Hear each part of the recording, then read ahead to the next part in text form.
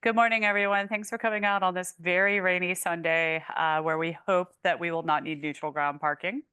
My name is Kate Glado. I'm the Assistant Director of Alumni Relations for the Celia Scott Weatherhead School of Public Health and Tropical Medicine here at Tulane University.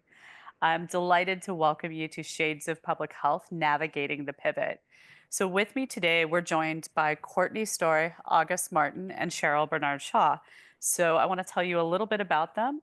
I also want to shout out Dean Thomas Leviste, who just walked in, the dean of the school, who's an incredible rock star in the field of public health. So, I want to tell you a little bit about our panelists, and I want to tell you a little bit about some of what we're going to discuss today. So, first, I'm going to start with Courtney. I'm going to kind of work my way this way. Courtney is the Vice President of Government Initiatives at Undo Medical Debt. You may have seen them on Last Week Tonight with John Oliver, where he did a really fantastic episode on the cost to buy up medical debt and dispose of it. And the show actually partnered with Undo Medical Debt to actually discharge medical debt for a ton of people. So she leads the newly established Government Initiatives Department, overseeing government contracts and programs to effectively address medical debt at scale. Courtney began her career as a high school teacher here in New Orleans, which means she is truly empowered to handle just about any challenge, where she developed a passion for community service and addressing systemic challenges. Prior to joining Undo, she served as the Director of Administration and Planning for the City of New Orleans, where she managed the city's American Rescue Plan Act funding and led citywide initiatives in budgeting, infrastructure, public safety, and disaster response. Courtney holds a Bachelor of Science in Public Health and a Master of Public Health with a concentration in disaster management, both from the Celia Scott Weatherhead School of Public Health and Tropical Medicine. I'm going to get that in as much as possible. She lives in New Orleans and enjoys traveling, running live music, and spending time with her husband and twin boys. And fun fact, she's currently training for the New York City Marathon in support of Undo Medical Debt. So thanks for joining us, Courtney. August, who has had to see me so much this weekend. August Martin is a consulting director in ERM's sustainable operations practice based in Austin, Texas. He has over 25 years of experience in an environmental stewardship strategy, sustainability advisory services, and health and safety compliance. He has worked with a variety of private sector clients, supporting net zero ambition setting, supply chain risk management, and providing strategic advice on regulatory compliance requirements. August served as ERM's North America Sustainability Lead from 2021 to 2023, and currently serves as an advisor to ERM's North America Black Professional Network Employee Resource Group, ERG. August serves on the Tulane Alumni Association Board of Directors and the Tulane Sustainability Committee, and he is a member of Leadership Austin's Vision Council, which is focused on community betterment and public engagement in Central Texas. August is a native of New Orleans, and it's always Mardi Gras in his house. He's also a DJ, former actor, and sketch comedian. So thank you for joining us, August. And last but certainly not least, Cheryl Bernard Shaw is an attorney and formerly the Chief Legal Compliance and Internal Audit Officer of a large acute care hospital in North San Diego County. She has worked in the healthcare industry for more than 3 decades. Beyond her legal work, she has also served as a senior executive for a variety of healthcare entities and for the Federal Energy Regulatory Commission for the Department of Energy in Washington, D.C. She has also worked for the counties of Marin, Santa Clara, and Alameda in Northern California. Cheryl was appointed by 2 different California governors to the Office of Minority Health as an advisor to the Department of Health Services from 2000 to 2004. And she also serves as the chair of that organization. She is a member of Delta Sigma Theta sorority and the Lynx Incorporated. She is an alumna of UC Santa Barbara and the Celia Scott Weatherhead School of Public Health and Tropical Medicine and Tulane University Law School. She has a joint JD and MPH. Cheryl is currently CEO and managing consultant for Bernard Shaw and Associates based in San Diego. And she's actually taking the helm of our Alumni Association board this summer on July 1st. So thank you all so much for joining us today. So one of the things that I think we are all watching right now is there's been a pretty transformative moment that's happening across the federal government in terms of what's happening to the workforce, what we're seeing with respect to resources being reallocated away from NIH grants or public health research and kind of funded positions. And I think everyone is here either on this webinar or in this room because we're all very passionate about public health. Public health is surrounds us. Everything we do is impacted by it.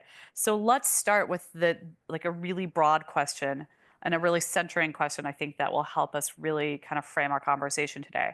Why public health? And I'm going to start with Courtney.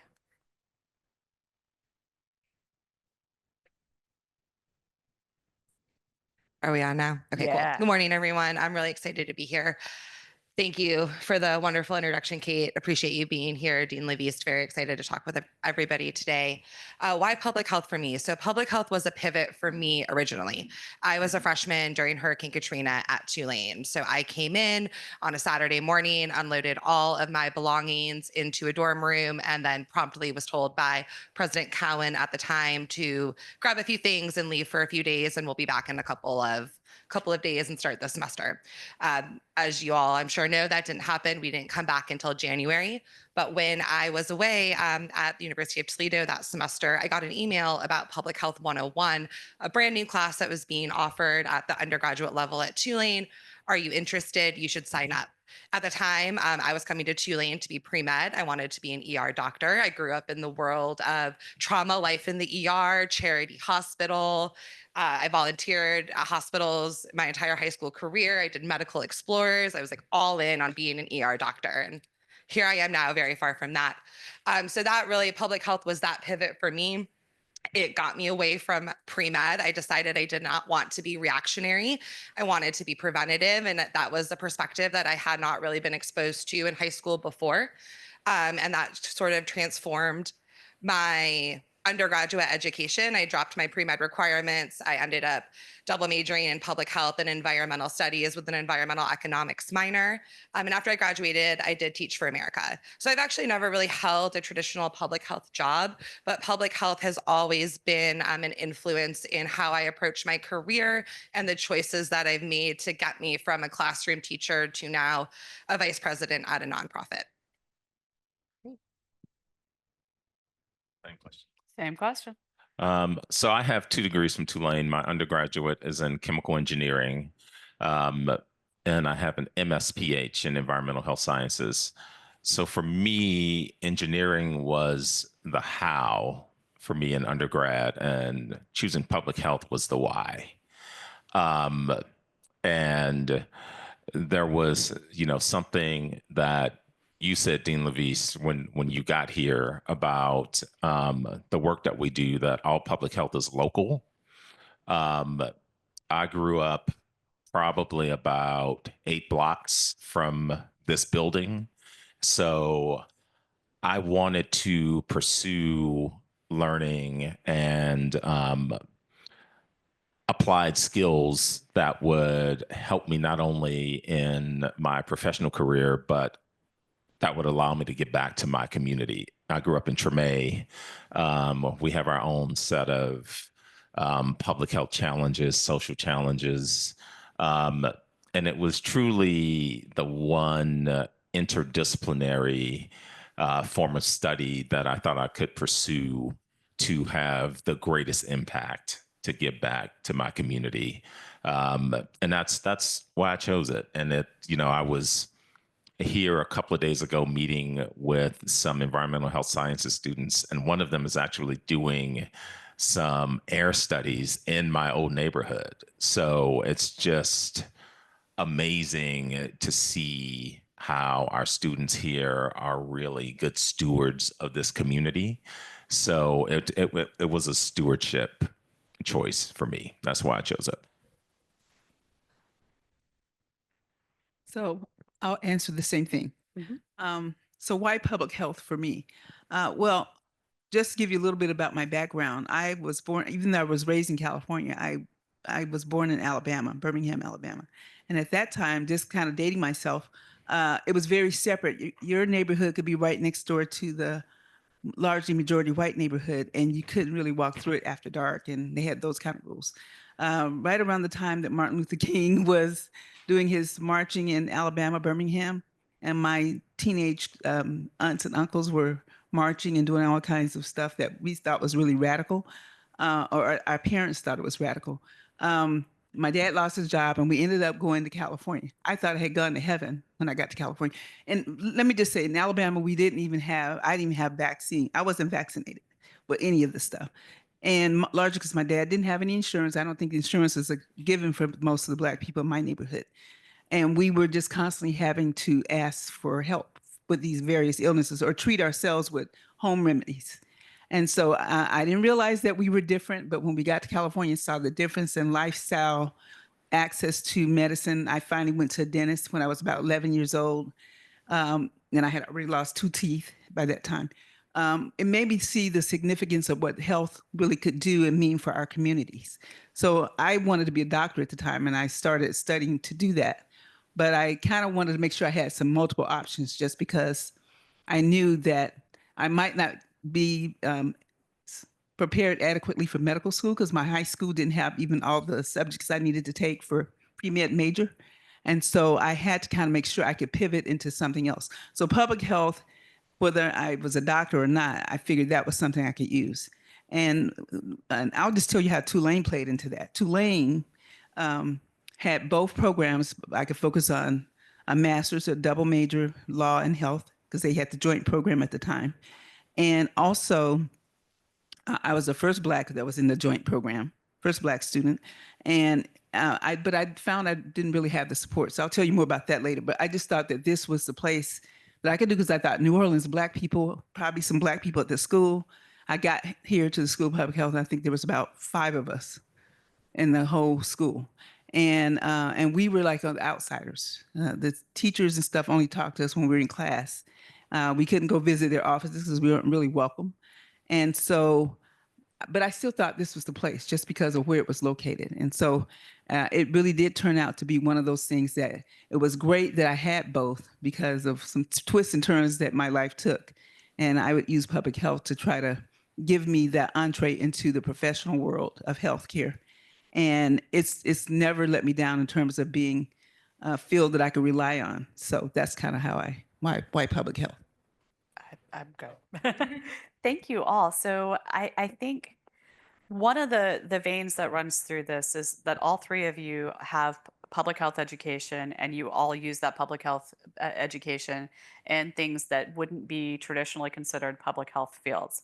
And I think one of the things we're talking about is while when we were kind of thinking about what this panel should look like and what we should talk about, I had David Schwimmer pivot in my head the whole time, because that's one of the things we may be asking professionals to do in the coming months and years.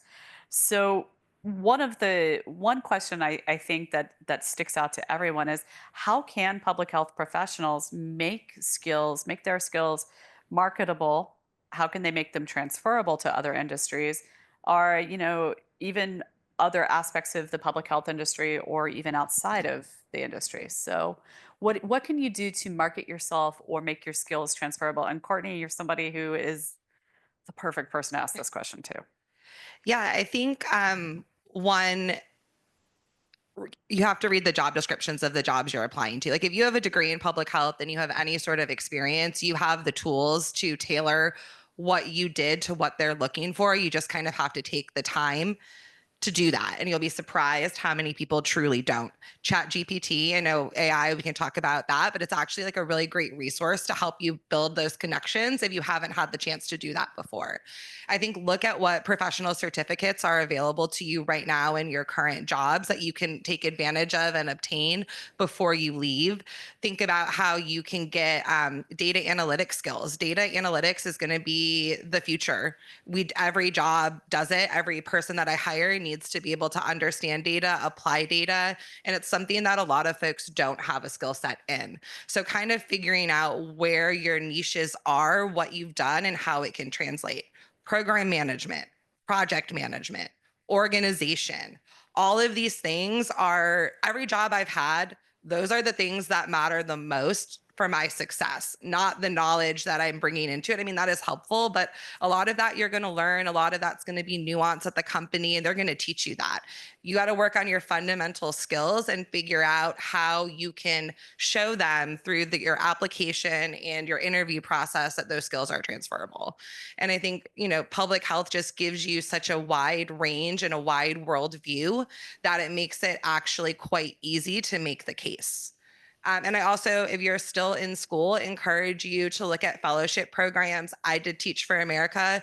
Is Teach for America problematic in some ways? Absolutely. But I also entered my career in a recession in 2009. And I absolutely firmly believe that that program gave me 2 years of experience right out of college, and it made it easier for me to get jobs that were more aligned with my interests later on.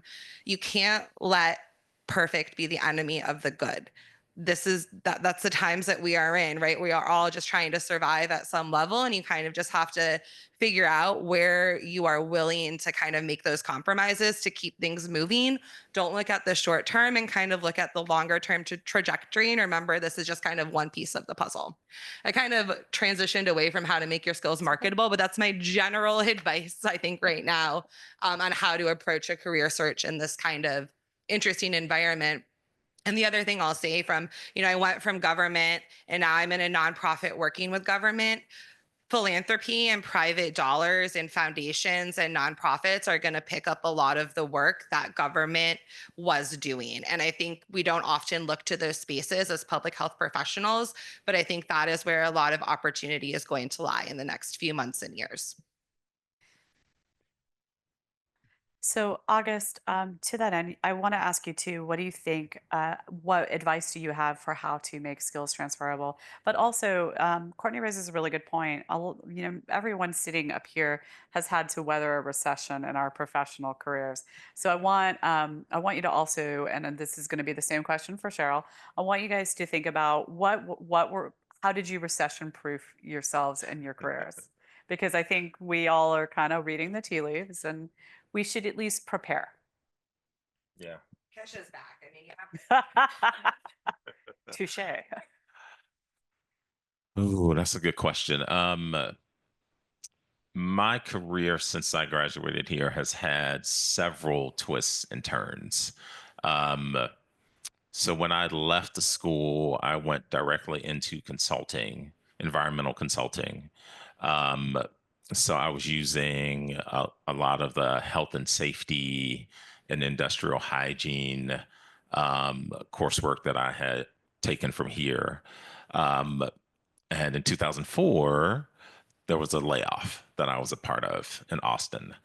So my consulting gig was mostly geared toward my engineering background, a little bit of public health. So I was talking to my advisor here, and I said, I'm going all out on public health. I'm just jumping both feet in. And I decided to go and work at the American Cancer Society. And he said, "You are going to hate that."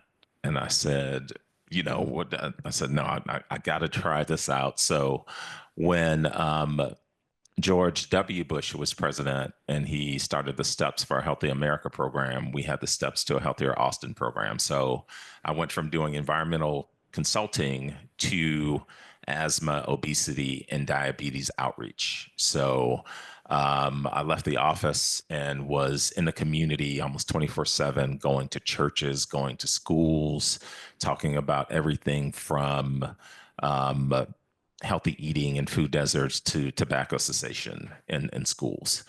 And when I was interviewing at the American Cancer Society, it was like completely different from my consulting job, but I focused on ways that I had been successful at collaborating within teams, which was a pivotal part of that position. Also, I had to set up research studies in these communities. So I had done that in droves as well. So I had to find ways to present what I had done in my consulting career and transfer that into the nonprofit space. And it came down to being able to demonstrate that I was agile, I could communicate, and that I could work well within teams. But also, I had that piece of community health impact that not a lot of other people had. So that was really something that set me apart, being able to demonstrate, well, I'm here setting up these programs, but based on my background in epidemiology and toxicology, I was able to really focus on, what are we going to do from a practical perspective to set up some impactful programs in the community, but how we're going to really measure and make these programs sustainable in these disadvantaged communities in Austin. So I would say really to focus on your skills that are transferable that you may not even think about are transferable. There used to be a Walgreens across the street ages ago. And there were students here who worked at Walgreens part time while they were going to school here. And I told them, you have a crash course in crisis management. You're working at a Walgreens on Canal Street in New Orleans. So it's thinking about how you deal with difficult personalities, how you're able to, re, re, regain composure when people are coming, at you with negative energy, and how do you um, not only de-escalate, but how do you take that as an opportunity to re-engage and empower, because that's really powerful as well. So that's what I've been able to do. Great.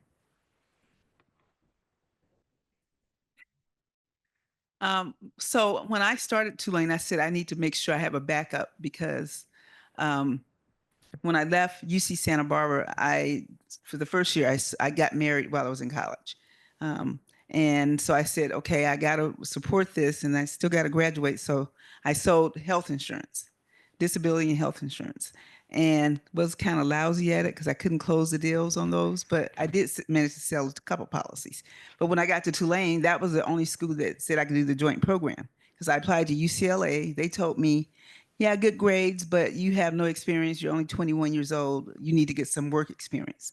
So they turned me down. Loma Linda said, we'll accept you, but you can only do one program, the Master's in Health Administration. We don't have a joint program. And then so I tried Duke, didn't hear back from Duke. But Tulane responded. Gail Cummings was the dean then. And he said, you know what? We can take a chance on you. Yeah, you have great grades, but no experience. Not a lot of places are going to be interested in you. You're a little too young to get a healthcare executive job, and you don't even have the master's degree. So I did the joint MHA JD. As I said, I was the first Black student that got accepted to that program. However, I did not follow the rules and they kicked me out. I mean, I had the grades, but I was not talking to my advisor. I didn't even know who that was. So I didn't know anything about how I was going to do the school thing. So I was just trying to do it on my own. I didn't want to go talk to them because I thought, well, they'll see that I'm not really the right material here. So let me just avoid them altogether. So I made sure I followed the list of all the classes, took those, but I made sure I had a backup. So of course, law was my backup, right? So I focused on healthcare law because they did have a healthcare lawyer at the law school and he also worked at school public health. So I made sure that I at least got that law degree. That was pretty easy for me, but I was a second lawyer. My family didn't even know how law was structured. I thought it was going to be something that would help me write healthcare legislation. It ended up being something that I had to market myself as a second job whenever the field dried up in my regular job, which was as a healthcare manager. So I got the MHA JD, ended up having to do an extra year because I didn't follow the rules. They made me go an extra year. But I still graduated a year early because both programs altogether took 5 years. I graduated in 4. I had no money, so I got all kinds of loans, and I had to have a way to pay those loans. When I started interviewing, no one was really interested in me as a lawyer because, you have to have pretty much like an A average, and my average was like a C average. It was C because I worked 20 hours a week while I was doing both programs. And I also had one child who was at the time 9 months old, separated from my husband. So I had to figure out a way to make this work financially. And it did not add up. So I racked up a whole bunch of bills at the Tulane grocery store. They had a grocery store on campus. And when I graduated, I owed them something like $4,000, more than 4,000, because I was going in there getting my groceries, right, and also working. And but I still graduated. They let me graduate, but wouldn't give me my degree when I graduated. Wouldn't give me the degree and would not give me my transcript. You need that to get a law, take the bar exam. So I said, okay, well, let me pivot. I'll do a healthcare job. As it turned out, one of the interviewers at the law school was from Alabama, and I didn't know anything about him, but he hired me.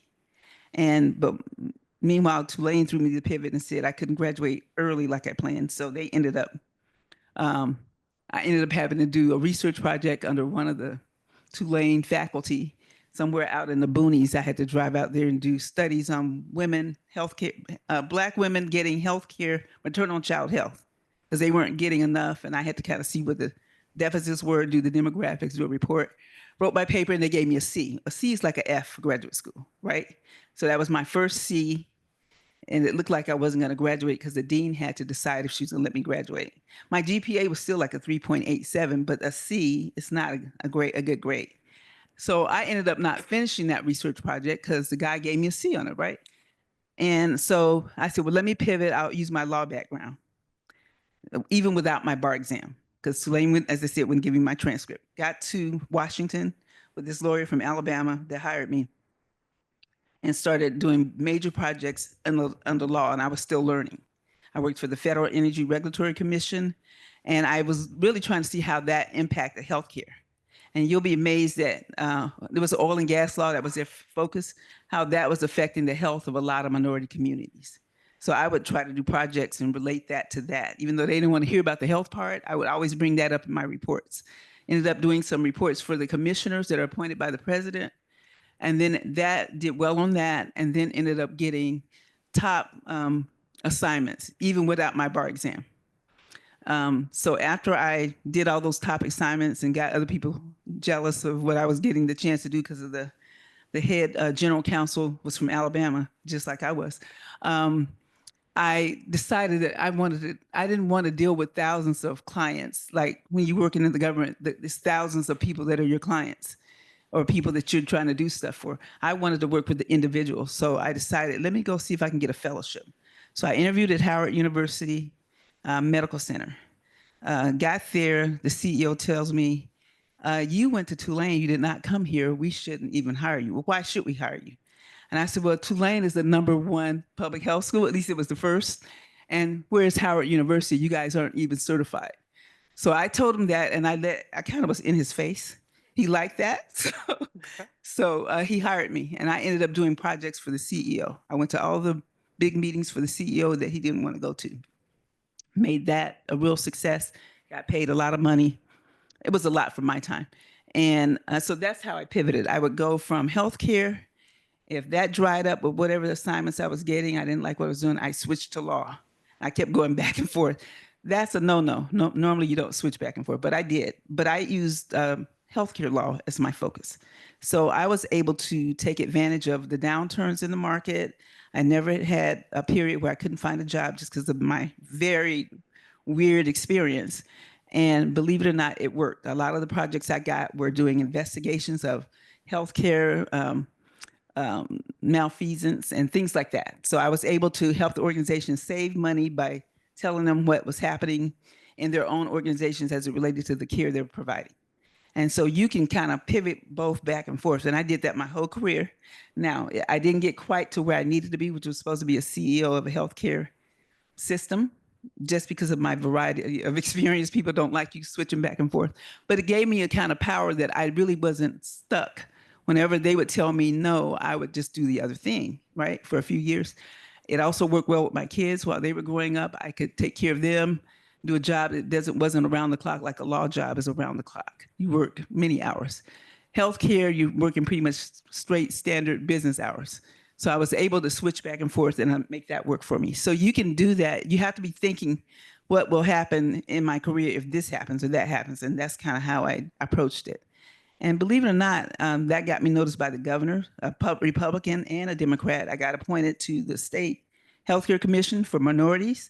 The Office of Minority Health in Washington had me doing projects along with a whole team of other Black healthcare executives.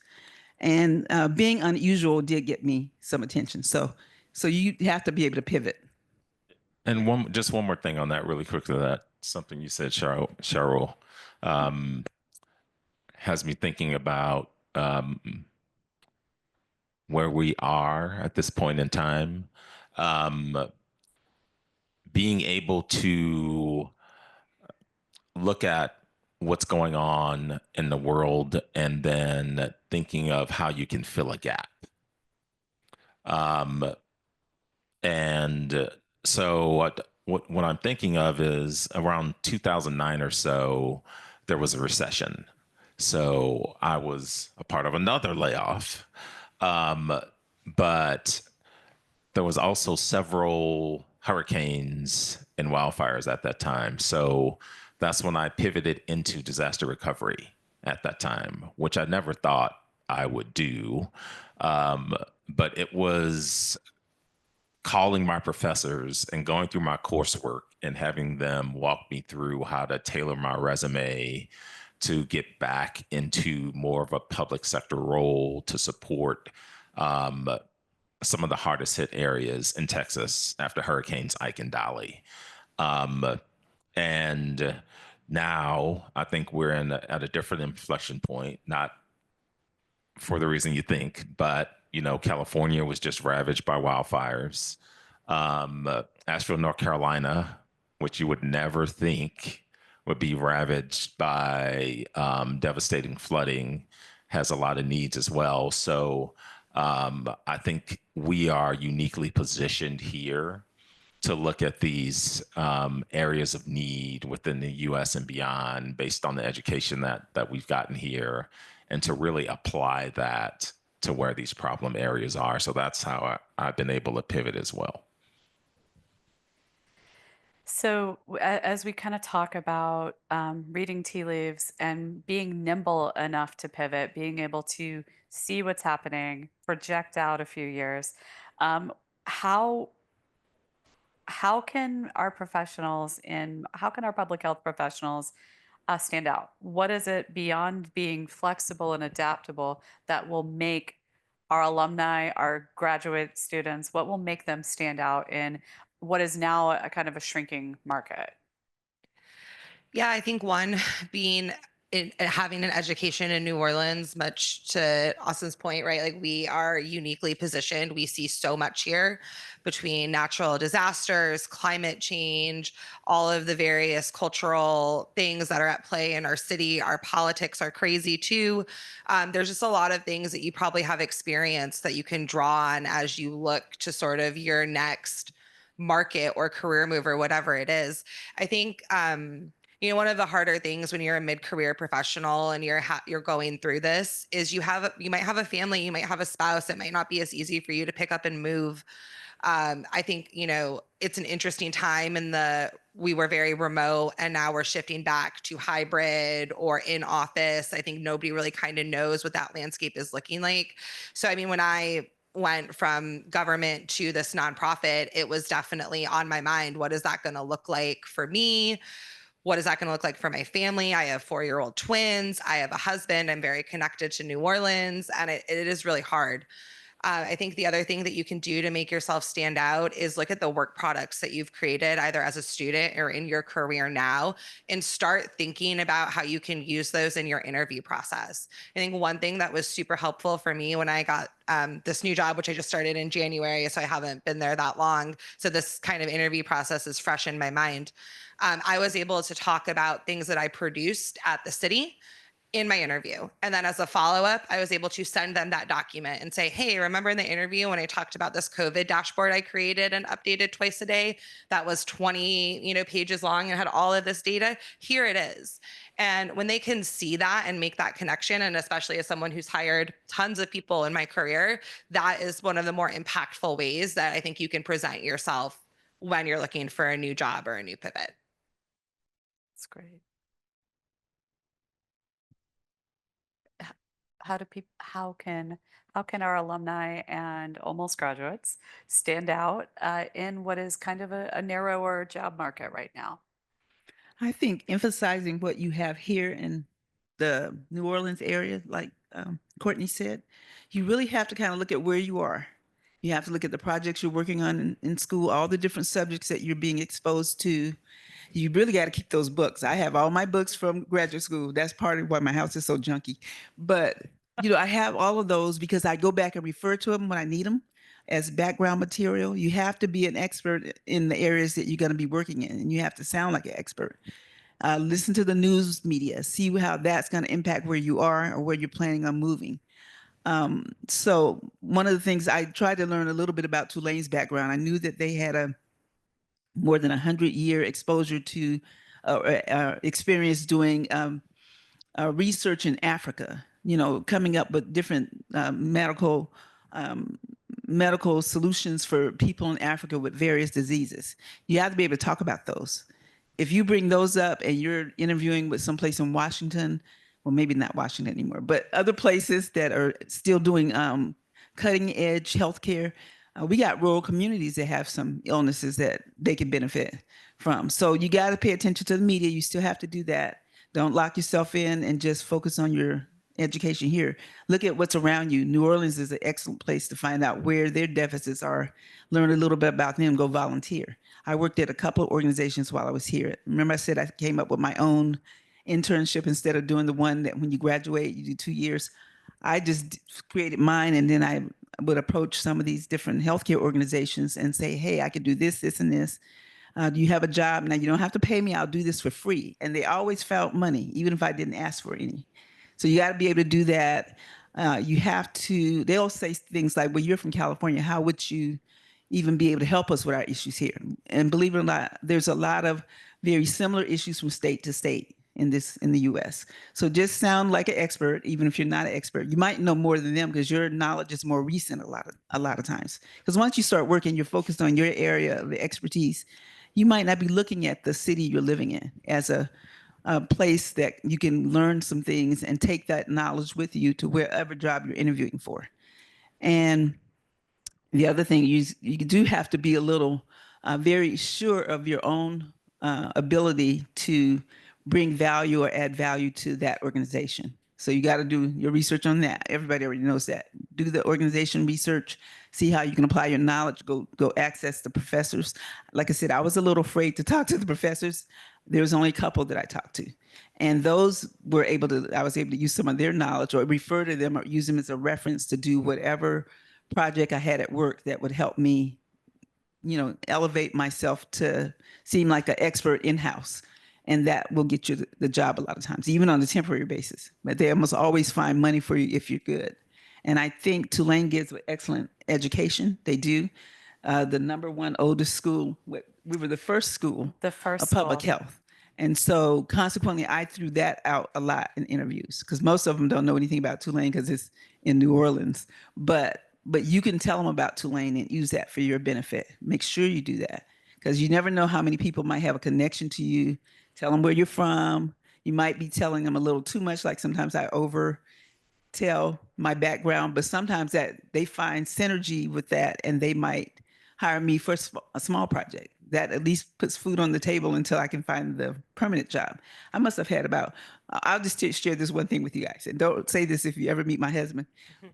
Year 2 of our marriage, he said, 11 different healthcare jobs. What the hell? Can you just get a job and stay one place? And my issue is if I didn't have the same belief system that they had, sometimes that would not be a fit. Like if they wanted me to do something that I thought was wrong, I would say, this is wrong, I can't do it. That would get me fired. So you might not want to take your chances. I knew I had a background husband I could fall back on. And he was saying 11 different jobs, but those 11 different jobs exposed me to all kinds of things. And so I don't see it as a failure, even though he tried to make it like one. It really just kind of gave me a broad spectrum of experience that I've used. I use them in lawsuits. I use them in a variety of different things. So you can use this degree in a lot of different ways. Don't box yourself in. And you can create your own future, whatever you want that to be. You can. Well, Just, we'll you make gotta sure believe it. not to Sorry. tell Bruce. Yeah, don't tell I Bruce. just want to add something. You made me think of something, Charles. So I also worked for 2 years for the Louisiana Department of Education under Bobby Jindal's governorship. I ran the scholarship program, which is a program that provides public education dollars to families to send their kids to private schools that don't have to meet the same standards as public schools. Personally, that is not something that aligns with my beliefs. But at the end of the day, I took that job for 2 years because I believe that government should be run effectively and efficiently. And that was the job I had. And I wanted to make that program the best program that it could be, even if it was not a program that I would choose to use. That's not my choice to make for other people. So I think, especially in these times when you may not be working for leadership that shares a belief system that you have, you can find common ground and you can find a way to still do good in that system. And I would just encourage everybody to look at jobs where you may not traditionally think that you would be a fit because you're doing a longer term, deeper service. You're changing minds, you're changing hearts, you're doing an important piece of the work that I think can often get left behind if you're just only looking at organizations that 100% align with your beliefs. Yeah, absolutely. So a couple of ways that I've stayed connected and was able to build up my skill set um, was volunteering with the university as well. So I I'm a member of the Tulane Alumni Association Board of Directors now, but I've also volunteered in several capacities with the school. So right now, for example, I am doing some advisory work with the Uptown Campus's Campus Sustainability Committee.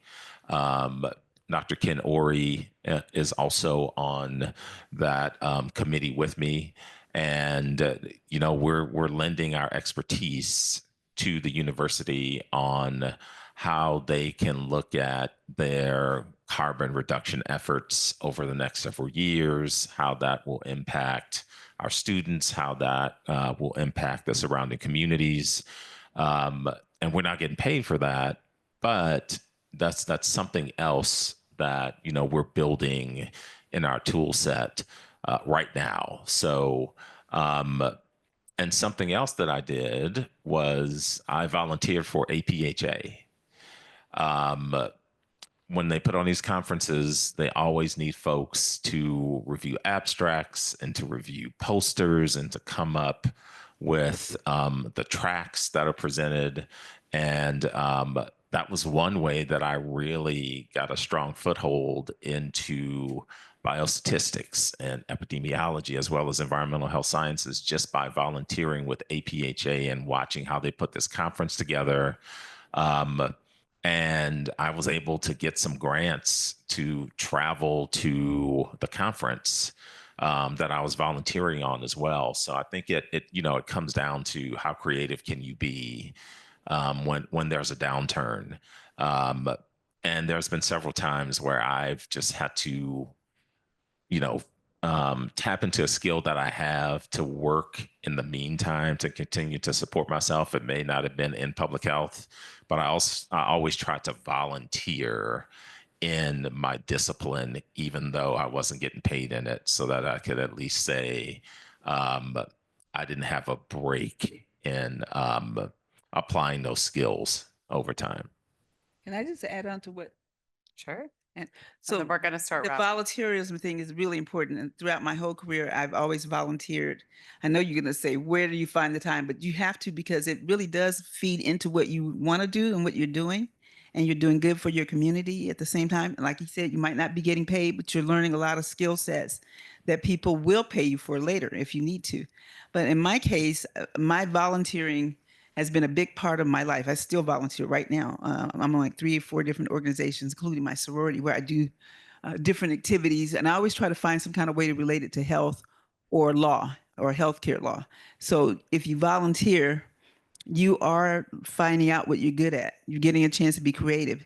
One other thing I think you should think about is I've been an adjunct teacher or professor for at least 15 years of different years with my working. I would leave my job and run to my teacher class, and I was teaching healthcare ethics to healthcare students at University of Phoenix, several different schools, St. Mary's in California. So I thought ethics was important for us to know as healthcare practitioners, no matter what our specialty is, just because I saw the ethical shift in what happens when there's money involved happening a lot in healthcare.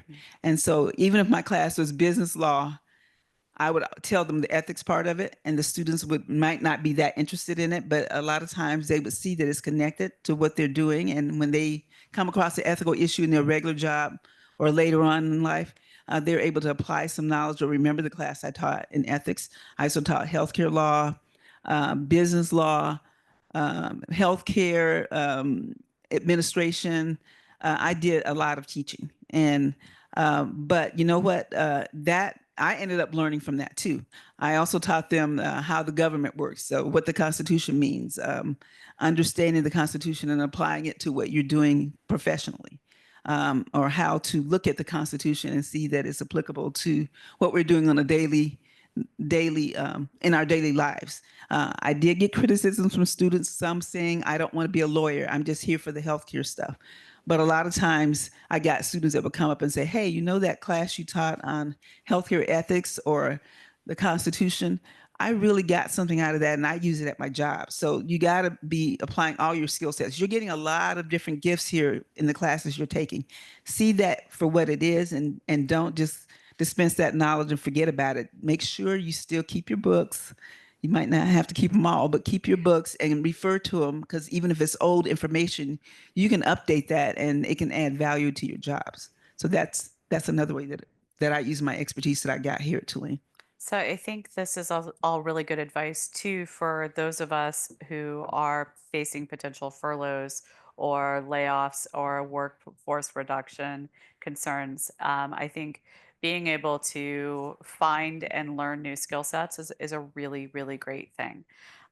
We got to wrap pretty soon because the Breakthrough Film Festival is coming up at 1 p.m. But I want to close with maybe taking in some questions. Let's see if we can see if anybody in the webinar has any questions. We can see if any of you have any questions for our really incredible folks. And then I would like to introduce Omar from Partners for Advancing Health Equity, because he can give you a quick preview about the film festival that's coming up right after this. And can I just offer one more piece of Please. advice while we sort of, and you guys think about your questions? Start now, start networking now. This is obviously great. Connect to folks on LinkedIn. Look outside of your normal networks. I'm on LinkedIn all the time for work, and there are so many people looking to hire the folks that have lost their jobs at the federal government or in any other capacity, because they know they are bright and talented and have the skill set to do this work and continue to do it. So the opportunities are out there. People are really, I see so many job postings, job boards, job groups, support groups.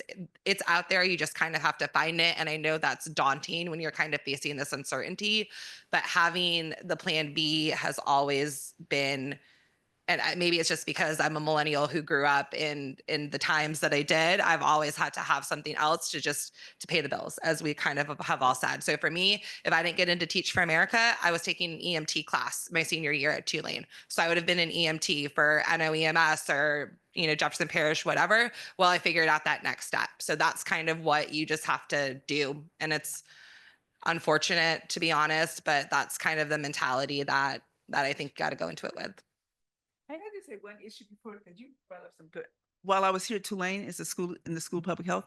I went and tracked down some of the doctors and asked them, could I do a research project with them? And they said, you're public health. That's not research. That's not even clinical. But one doctor, a Black cardiologist, Dr. Carter, I can't remember his first name, he let me work on a research project with him. It was chelation therapy. I got to write the review of the literature for him. It was published. I can't remember which journal. But published. So I did publish while I was here.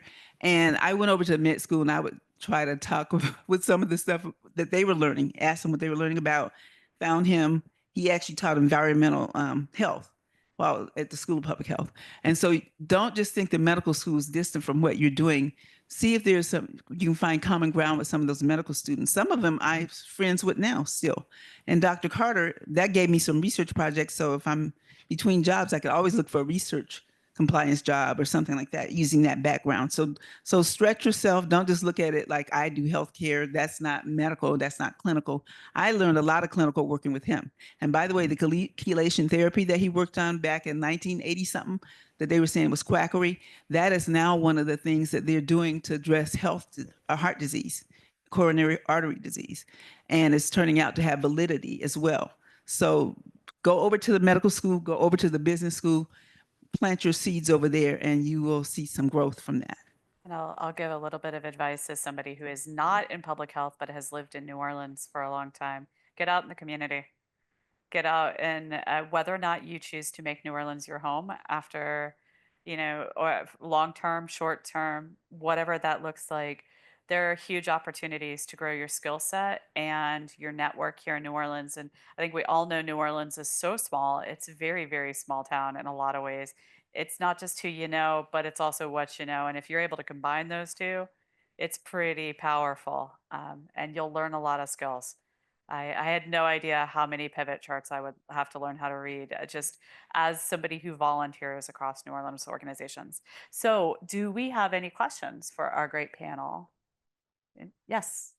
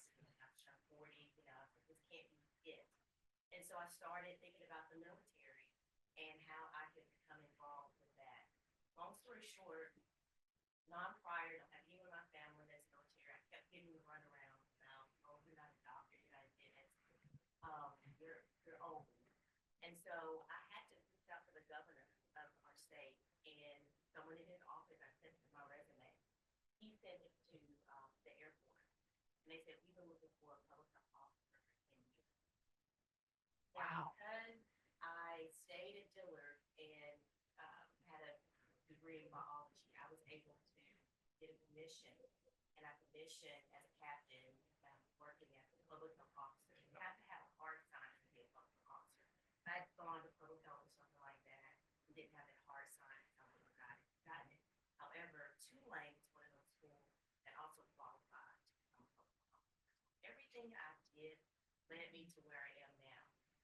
and it's actually been the military has been a safe place for me in this pivot that I'm in right now. And so I really encourage students to think about the military. It might not be a perfect time right now, but there's so many opportunities that have come on. I'm not going to be out in the field shooting. I haven't even shot a gun yet. But I was able to go to Jersey and work with the Afghan refugees. You know, public health is in everything that we do. I sit there putting it to the field protection. And so look at the military. Talk to me if you have some questions about it. But that's something I think that I wish I would have known before, because if I had done this as a student, I could retire. Right? But yeah, thank you for this. I kind of feel like a stepchild, even though I am part of public health here. But You're part of our community. yeah, work and living the pivots. Probably have several pivots in your career, and it's also about, you know, connection. All of the positions I've had is someone telling you, so look for those.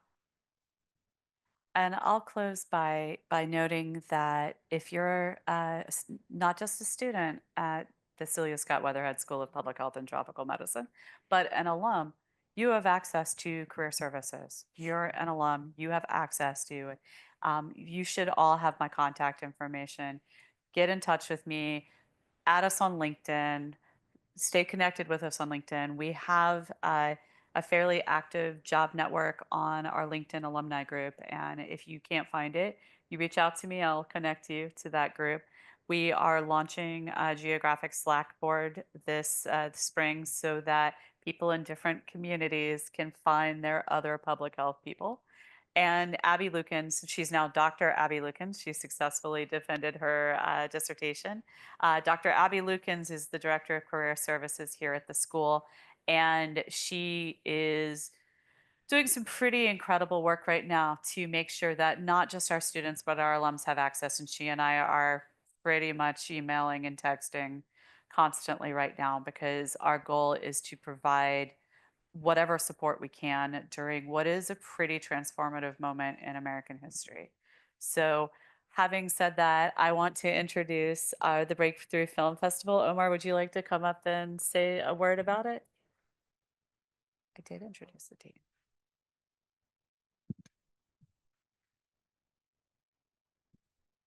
Hi, welcome everyone, and thanks for sharing your experiences and stories. My name is Omar Dawahare. I'm the Director for Partners for Advancing Health Equity here at the School of Public Health. And today we're going to be inaugurating the Breakthrough Health Film Festival. That's a 3-day journey of film highlighting human stories and storytelling to inspire action towards health and towards a healthier society for all. We're going to have multiple films from features to shorts to social media videos on a span of 3 days starting today. So it's Sunday, Monday, Tuesday. You're all welcome. It's going to be free. And today, specifically connected to Tulane, we're going to feature a short film by the Youth Equity Program, part of the Violence Prevention Institute. And our feature film is going to be The Skin You're In by Dr. Thomas Leviste, who's going to be speaking at a Q&A right after the screening of the film. So that's starting today at 1 p.m. Through 6 p.m. And we hope and encourage you to stay in and enjoy with us some good film and conversation. Thank you. And thank you so much, Omar. And I want to also just give one final shout out to Dean Leviste, who is here in our midst today. And this is a man whose schedule is pretty frankly intense. It's great to get to see him kind of getting to sit in and amongst us and just hopefully take a breath. This is really nice to see everybody here. So thank you all so much for coming. Again, my inbox is always open. In my email signature is my cell phone number. I don't say that lightly. You can always reach out to me. You can text me. You can add us on LinkedIn. We will be sending out that Slack link in the next couple of weeks as soon as Give Green wraps So please know that our goal is to build the best public health community, one that's connected and designed to weather any storms. So thank you all so much for joining us. Thank you to our panelists, Courtney Story, August Martin, and Cheryl Bernard Shaw. And I hope you all enjoy the rest of your insanely rainy Sunday. So